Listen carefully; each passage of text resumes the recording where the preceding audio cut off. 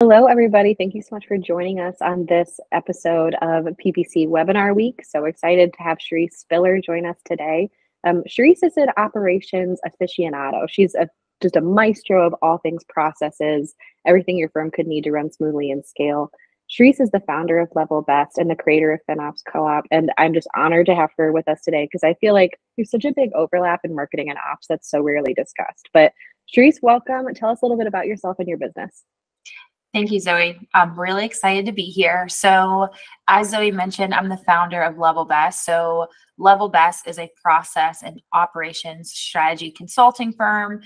What's cool about it, we work exclusively with financial planners and their teams to empower them to have a streamlined operations through repeatable processes and team empowerment. Recently, we just launched FinOps Co-op, which we're extending our mission to really help firms follow through on that team empowerment. So that includes practice managers, owners and operators, and operations professionals who are looking for that continuous educational platform along with community to help continue to streamline the firm's business. Awesome. I love it. And we have a couple of clients who worked with Charesse in the past. We have a few clients who are in FinOps Co-op, and we've heard nothing but incredible things. So if you have the chance and the opportunity, she's your gal for sure. Well, Charesse, I'm excited about today. We had a surprising number of questions submitted about marketing and ops and the overlap. And even more surprising, I felt like a lot of them were very similar. So in some ways, that's good because it means that advisors and their teams are having similar pain points across the board, which you and I talk about all the time. It's like relatively common. So how we're going to run this is I'm going to go ahead and read the question as the host. I'll kind of give you first pass at it. I have some notes as well of what we'd like to cover. So with that being said, let's dive in. So our first question today is, the intersection of marketing and operations is often overlooked, but it's crucial for executing strategies effectively. What strategies can firms use to foster a culture of cross-functional collaboration between marketing and ops teams? I'll kind of let you take it. Wow, so that's loaded. When I think about the intersection between marketing and operations, the first thing that comes to mind for me is number one, defining operations. So I look at that as service delivery and how to make sure that's streamlined. I like to talk about the 5 wow factors, and those 5 wow factors are technology, follow through, consistency of service, presentation, and personalized experience. For marketing, I really like to touch on the presentation piece. So don't think like slide deck, but more every single thing that goes in front of the client. Is it clear? Is it concise? You know, is it branded well? And that also ties into, I would say, the consistency of service because, you know, Zoe, we always talk about the client journey doesn't start at onboarding, it starts at the sales process. So the consistency of service and the presentation, I really think is a big overlap for operations and marketing. I would agree. And I think that consistency concept came up in our last, if you guys had tuned in to the Kendra Wright webinar that we just dropped before this, was we talked about consistency a lot. And I think consistency in marketing is one of like the #1 underrated like KPIs to track. And I think that's a big overlap in operations and service delivery as well, right? So if you're consistent with your brand, with your content, with that process and how you deliver service, ultimately your whole brand is elevated. You generate more referrals, more prospective clients, people trust you more. So in general, I love that consistency factor. And I love the 5 wow factors too. Yeah. Sort of follow-up question to this that this person had asked was, how can content creation specifically support operational efficiency? Oh, okay. So I was actually going to add to the last question, but this one, okay. So an additional wow factor that came to mind kind of is follow through. So the follow through is like actually delivering on what you promised to the client. So this is really, because I didn't think about this initially, but with operation, wait, going back, what was the question, the second question you said? How can content creation support operational efficiency?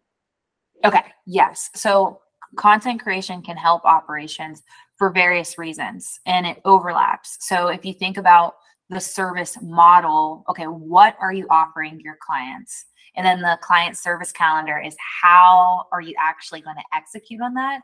So one of the things at Level Best where we overlap with marketing and PPC all the time is really getting clarity on this. So advisors may be thinking, well, what does that have to do with operations? So if you think about, okay, what services are you offering? What's the value proposition? What's the benefits of service? What's the ideal client attributes? That overlaps with operations because those people who are in client meetings talking about what your firm does, the vision of the firm, that overlaps with those conversations, that personalized experience. It overlaps with the deliverables that are being created. And then when it comes to the client service calendar, that helps potential clients see, okay, this is what the experience is going to be like working with the firm on the marketing side. But operationally, your team needs to know what is that consistency of service. So I'm glad that you asked that follow-up question. No, I think that's fantastic. And I love the big thing that I took away from this question was probably similar and related, but I feel like a lot of times when we build out content calendars or marketing calendars for our clients, we will include spots for when are your surge seasons? Like when are you doing COI connections? What does it look like when you do, sales campaigns or when you've got that year-end client event? Because even though that may seem like operations, you can have scalable content to sort of support those initiatives as well. So like having a blog post that aligns with what you're talking about in client meetings every quarter or every month or whatever can really help like scale up your communication, get your clients thinking proactively about questions they may have, reach out proactively so that you're not reacting as their advisor to different decisions they make. I know we talk about this all the time, but even in like your sales process, you had mentioned giving people what you promise you give them. That sticks with sales too. I talk to a lot of advisors who say, like I meet with people and then I let them know to reach out to me when they're ready to chat more and move forward. But having a system in place where you're sending out, why work with us? Here's a quick video introducing you to our firm. Here's our top 3 blog posts that consistently answer questions for prospects. That's giving them value right out of the gate without you having to lift a finger because it could all be automated. So yeah, I love that. I think that's so good. Sorry, Go ahead. I was just going to ask a follow-up question around the client service calendar. This is a question that we get at Level Best on the operations side, but just on the marketing side, curious. So they always ask like, okay, we do an internal operations client service calendar, but advisors are always asking us what in the service calendar should be client facing. That's a good question. And I always feel like, you don't need to give your clients, because we get the same question like for marketing, right? You don't need to tell them, here's the blog you're going to get every single month. Like they probably don't really want to know, right? Like you can just deliver it to their inbox and show up with value. But I do think like when they're going to hear from you, right? So even just saying you'll get a monthly client newsletter, it forces you to stay accountable and consistent because you told them they're going to get it, right? But it also just lets them know communication pace, meetings, and like what they can expect to review during those meetings, I think is critical. And if there are any consistent events or things like that, so like maybe you're going to do a year end. I have one client where they all get together and they volunteer at like a toy drive, right? And so they organize boxes for toys to take to kids every single holiday season. Like that's been consistent for the last 10 or 15 years for them. It's on their public facing calendar because they want clients to know we're involved in the community. So otherwise, I think if it's not super consistent, you can always invite clients to client events later. You don't have to say, we have a quarterly A-list client event that we're going to host. Like that's probably unnecessary, but you can say we host client events an average of 2 to 3 times a year. Just let them know what to anticipate. And otherwise, I think just like understanding what you cover and what your service calendar cycle is. We have one client who calls it like a continuous care model, which I really like. Just like what is the ongoing topics for discussions? Like what does year 1 look like and what does year 2 and beyond look like? And that can be super broad. It can be every month we're covering these different topics if you use an app like Elements or something. But that also shows up in your marketing because you just want to be consistent with communicating what you're bringing to the table. So then our next kind of question that ties into all of this, I feel like, is how can you measure KPIs around this stuff? So I have a lot of opinions about marketing KPIs, but for you with operations and like maybe consistency in delivery or something like that? How do you, I know we've talked about like accountability charts before. How do you recommend advisors track KPI? Yeah, so this is a really big topic for discussion. There are so many different templates and toolkits for recording KPIs. The one that I'm thinking of, it's not coming to mind right now. But with measuring KPIs, we like to break it down by, number one, if we're talking about the accountability chart, tying your KPIs to the roles. So a lot of advisors struggle with measuring KPIs for non-revenue generating team members. And so that's where I think those wow factors come into play, and then breaking down how to measure it. So client retention may be a factor, the surveys that you send to clients. There's a lot of different things on the operational team to measure success. I feel like in financial services, measuring KPIs for financial is a little bit more straightforward. For sales measurements, that's a whole separate conversation. But I think when it comes down to KPIs for non-revenue generating employees, this isn't something that we're talking about, but it's really important to also measure their success, develop career paths for them, and decide how to do bonus structures, because they need compensated for the value that they're bringing to teams as well.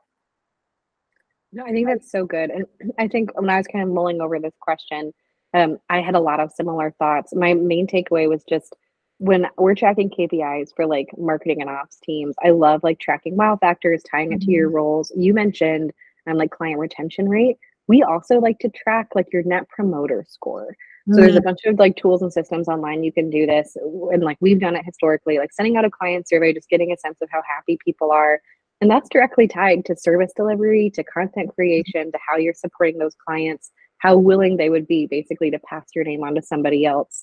And that's a really good indicator of like, okay, are we, 9? I think it's like unheard of. I think the goal is usually like an 8 to 7, but I can look up industry averages. And if you are way lower than that, then you're like, okay, like service delivery is off. Like what's going wrong? What's the hole in the funnel here? So I feel like that's a good way to like easy, simple one KPI to track. And then to your point, tying the rest to individual roles. I love that. That's what I was thinking about. The net promoter score, I think, is really important. Even like for Level Best, we weren't getting a lot of client referrals for a while, and it made me worried. Like, even though intentionally I didn't have the KPI to track that, but just reviewing it in a cadence, I noticed that we weren't getting client referrals. So that was something I was being very intentional about over the past few years. Yes, absolutely. And it's something you can build with time, right? Like try to build that up and like work that into conversation. And it's not necessarily like, oh, I'm going to change all these things and I'm going to get 20 referrals overnight. Like it's definitely playing the long game for sure. I think that's really solid. Then the sort of next questions that all kind of tie into this concept of like, what's the overlap? How the heck do we organize it? Is how custom should your like marketing, content, operations be to your target audience? Is it important to make it custom? Should it be scalable and just one to many all the time? What are your thoughts here? I think this is definitely more your arena, but I will touch on the client service calendars. That before I do that, let me take a step back. Before I talk about the client service calendar, we are talking about marketing. We are talking about operations. And I just think it's a misconception that marketing is only for potential clients and not current clients, because a lot of the firms that we're working with at Level Best obviously want to enhance their service delivery, but we have a lot of marketing involved in that. So that's the first thing I want to touch on. When it comes to different touch points, custom, non-custom, I think, one-on-one touch points versus one-to-many is really important. But I think there's an opportunity for continuous education to clients that are of advisory firms. So I think I got this from you, Zoe, so you can add to this, but the themed content calendar, even if you think about it, seasonal. So we have a lot of advisors who are like, we have fall surge, spring surge, whatever it may be. What's the theme for that quarter? And make sure it aligns with your surge meeting agenda. It aligns with your one-to-many touch points. Now for content/communication, we do a lot of email template customization. That's going to vary depending on the client, you know, with that personalized recommendations and follow-ups from meetings. Another piece is really like leveraging video throughout your one-to-many content and your one-on-one content. So I don't know if that answered the question, but I know this is more your space. No, I think this is perfect. And I think too, from a marketing perspective, this could go a couple different ways, right? Like, is it we want one-on-one communication that's custom with clients, or is it, you know, do we want custom as in we're writing the content or recording the video, or ChatGPT is writing the content, or we're using some sort of automated like content library? And I think the answer is you need to do what's best for your clients. Like, I think a lot of people look at that and they're like, okay, I've signed up for, we won't name any names, but like a larger, like, you know, automated content library. And there's a lot of value in that. They've got a lot of very high quality content. They've hired exceptional writers to create those campaigns and to get it done. And if you're just looking to move the needle and your clients want that broad of content, that's great. But if you're working with a client base who knows you well or has very specific pain points, you're never going to get the most value out of that. And I think most firms find in the early stages of their business, of their marketing, yes, that content serves a purpose. And you know, that helps them a lot, like get to where they want to be. But as you grow and it's sort of like new level, new devil, like you need to have more custom content creation, whether it's blog posts, videos, social posts, email campaigns, as you find that you're leveling up, your client type is leveling up because the expectation is higher. And so again, I'm not saying that there's anything like wrong with not custom content.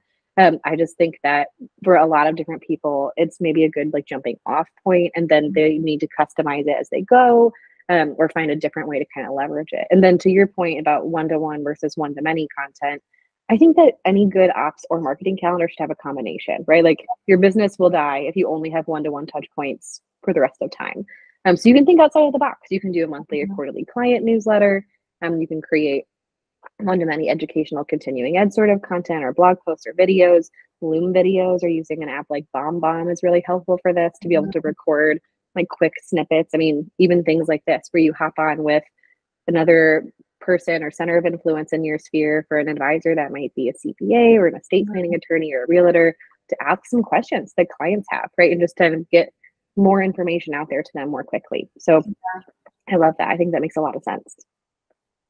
Yeah, and just to add, like with the client service calendar, the one-to-many, one-on-one, like for advisor firms who have teams, really find ways to incorporate your teams into conversations. Like in FinOps Co-op, we had someone, an operations manager, publish in a blog for her company. You know, integrating your team into the newsletters, into the announcements. So the marketing burden doesn't only fall on the firm owner.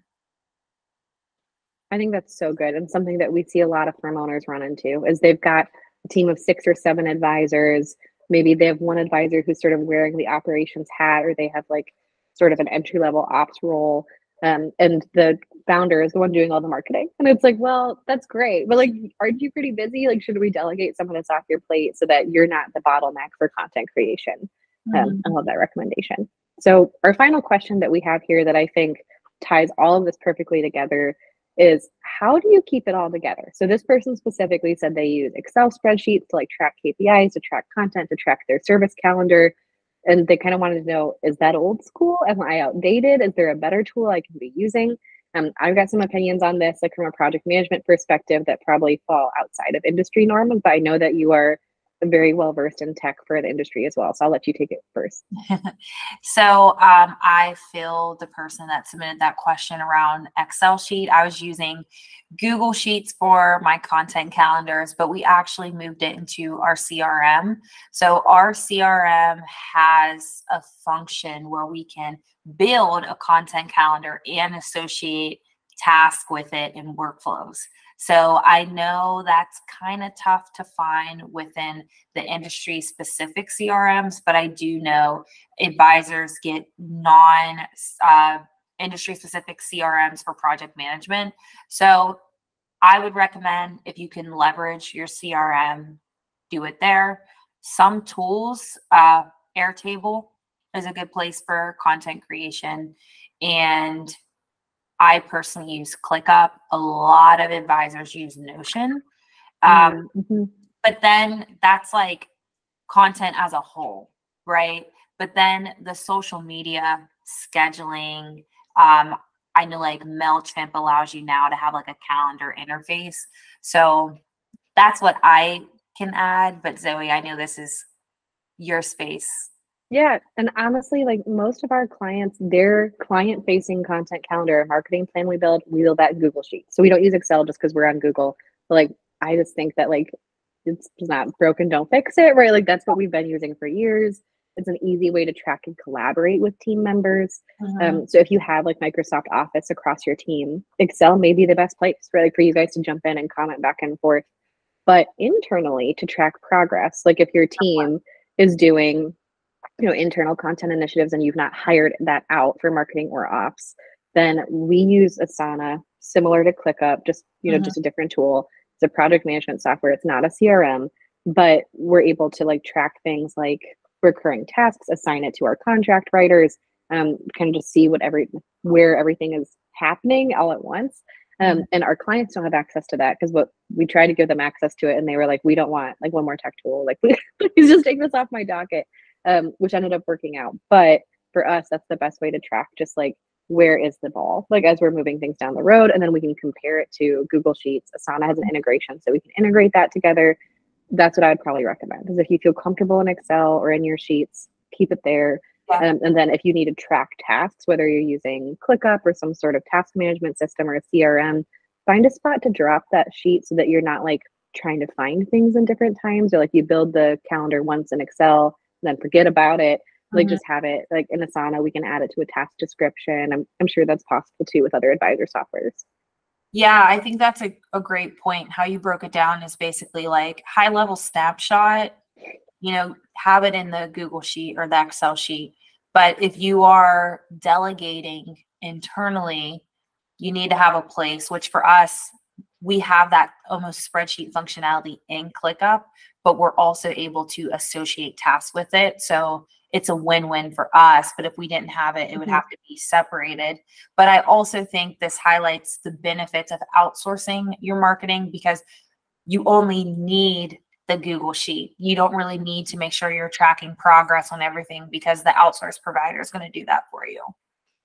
No, I think that's a really good point. And the same is true for ops, right? So like if you're working with an ops team to streamline your operations or level up your processes and really increase the just fantastic, you know, whatever of your service calendar, like they're the ones tracking that for you and getting it done and helping to implement.